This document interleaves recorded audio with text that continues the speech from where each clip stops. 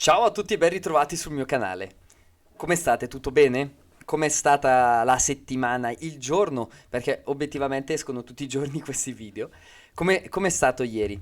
Com'è stata la lezione di ieri? Vi è piaciuta? Spero proprio di sì.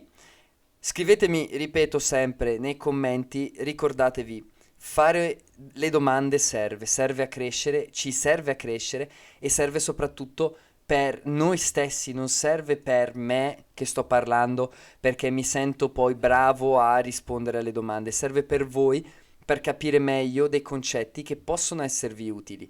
Quindi non abbiate mai paura di fare domande, perché? Perché l'ignoranza è la malattia più grave al mondo.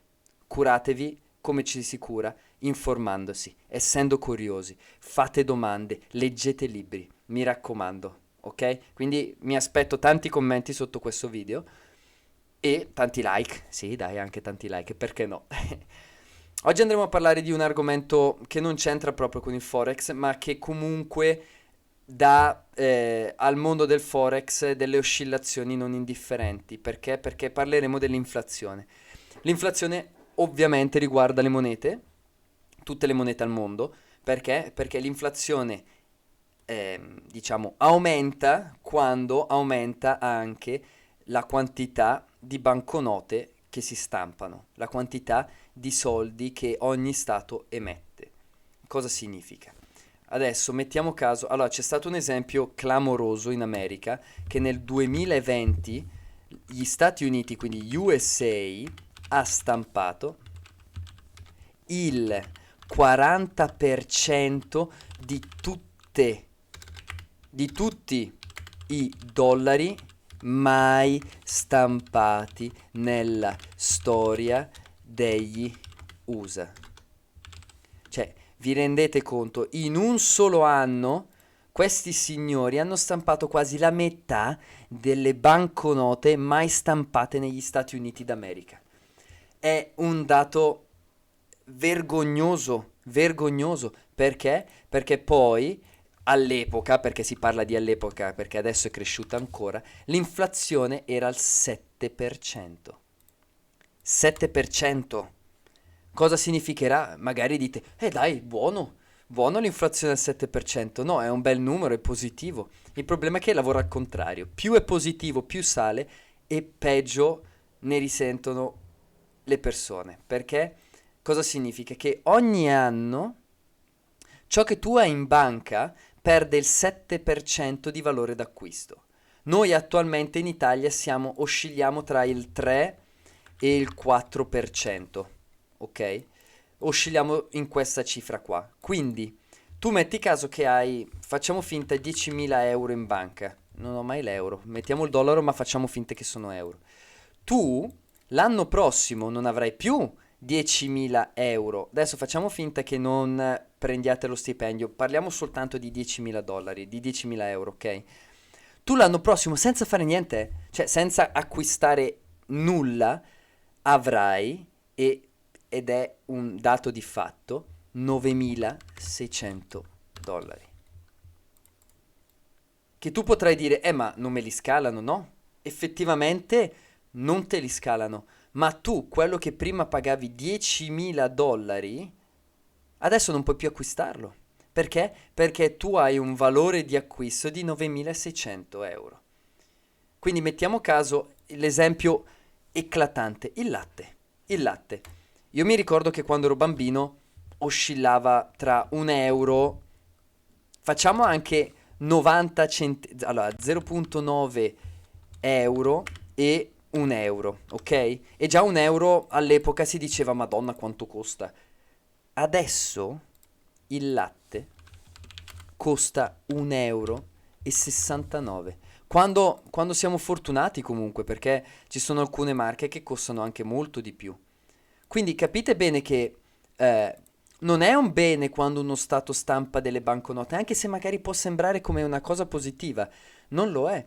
E in più, le persone che dicono metto i soldi sotto al letto, mi dispiace, non è più un'opzione, non funziona più, perché quei soldi, oltre al fatto che comunque è illegale, partiamo da questo, tenere i soldi sotto al cuscino, ma poi perdono valore. Perdonatemi. Perdono valore e ne perdono tanto, perché 400 euro in un anno senza fare assolutamente niente è brutto.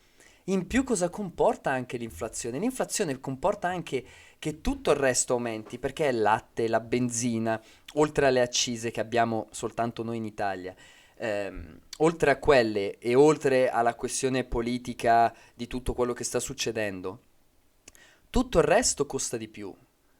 Le verdure, la frutta, la pasta, l'olio, qualsiasi cosa, e non è per via solo ed esclusivamente della guerra, è per via anche dell'inflazione.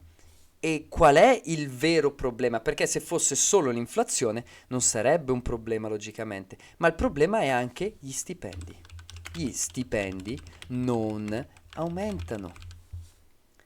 Quindi a me fa quasi tristezza quando vedo le persone che dicono, sai, non mi serve investire perché tanto no, perché purtroppo ad ora non è più un'opzione investire, è quasi un obbligo.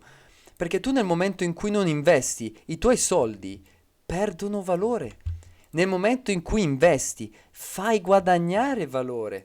Perché ora mettiamo caso che tu questi 10.000 euro li avessi investiti e avresti un ritorno dell'8% annuale, ok? Che comunque è una buona cifra, le banche non te lo danno, le banche ti danno tassi dello 0,1 massimo, ma dello 0,01 partono, per farvi capire. Quindi praticamente è quasi che tu sei lì che devi pagare le banche. Comunque, dell'8%, ok? Se noi andiamo a sottrarre l'8%, facciamo con una trend line, meno il 4% che è l'inflazione, tu comunque hai un più 4%, che significa che tu a fine anno non avrai più 10.000 euro, ma ne avrai 10.400. Che comunque non fa schifo, è molto meglio prenderne 400 in più che perderne 400. E cosa serve? Formarsi. Serve leggere libri, serve interessarsi a quello che si sta facendo, serve soprattutto non entrare a casaccio. Perché molte persone quando iniziano ad investire entrano ad occhi chiusi, ma poi è normale che non funzionino le cose. Perché? Perché hai utilizzato una strategia che non esiste. Non esiste, perché se tu entri ad occhi chiusi è impossibile che tu possa farcela. Immaginatevi un chirurgo, quelli com'è che si dice? Cardiologi, comunque un chirurgo che opera cuori. Le persone le opera a cuore aperto, non so i nomi tecnici, ma immaginatevi un chirurgo che vi sta operando al cuore, che è la prima volta che lo fa. Non ha mai studiato lui in vita sua. Secondo voi, come potrà andare? Penso che sappiamo tutti come potrà andare, con un bel telo nero sopra di noi, grazie, arrivederci, è stato un piacere. O un pilota di aerei che non ha mai neanche utilizzato il simulatore di volo sul PC o sul telefono. Come potrà andare? Belli schiantati per terra, se riusciamo a partire. Capite bene che iniziare un qualsiasi cosa senza una formazione non va bene. E cosa comporta invece nel mercato l'inflazione? L'inflazione comporta questi movimenti, perché nel momento in cui uno Stato dà il tasso di inflazione, per esempio mettiamo caso che lo yen abbia dato un tasso dell'inflazione del 15%, che è altissimo, qua cosa è successo? La sterlina ha preso valore. La sterlina ha dato un tasso dell'inflazione dell'8%? Sono numeri fattizi, eh? La sterlina perde valore. Capite bene che aiuta anche in questo, aiuta tra virgolette perché è un dato negativo, però avete capito il senso, ci orienta verso un trend. Spero che l'inflazione vi sia stata chiara e sia stato chiaro anche come, come combatterla soprattutto, perché è un gran bel problema. Io aspetto tanti commenti sotto questo video, tanti like e ci vediamo al prossimo. Buona serata, buona giornata e regalate un sorriso a una persona. Vale più di tutti i soldi del mondo. Ciao a tutti.